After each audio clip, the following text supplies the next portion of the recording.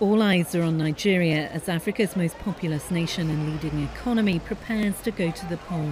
Presidential elections had been due to be held on February the 14th, but were postponed because of fears the security of polling stations could not be guaranteed. The incumbent, Goodluck Jonathan, is facing a strong challenge from his main rival, the former military ruler Muhammadu Buhari. The elections come at a tough time for Nigeria, with Boko Haram having taken over dozens of towns in the northeast and more than 13,000 people killed since 2009.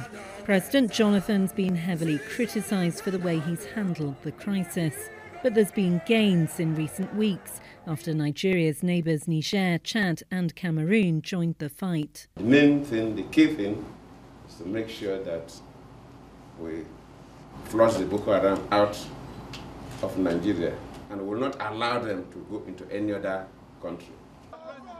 Muhammadu Buhari, a 72-year-old northern Muslim, has stood 3 times before for the presidency.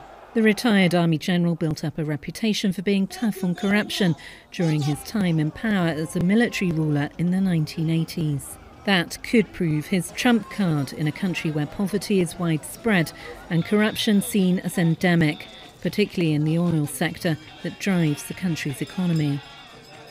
I have visited 34 states so far. In each of the states, there are citizens that are consistent, that are fundamental issues to this country.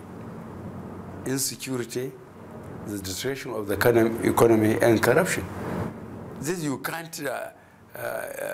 change them. This is what is consistent, and every Nigerian is feeling that in his body. In Lagos, Nigeria's economic capital, people collect their voter cards. The city and Lagos state is controlled by the opposition APC and is a key battleground for votes. For some voters, security is the big decider, as well as the economic situation. We want to see the benefits of the economic growth that we've noticed in Nigeria the past few years, Nigeria being the country with the largest economy in Africa. I want to see that translated to the common man on the streets. We need a change.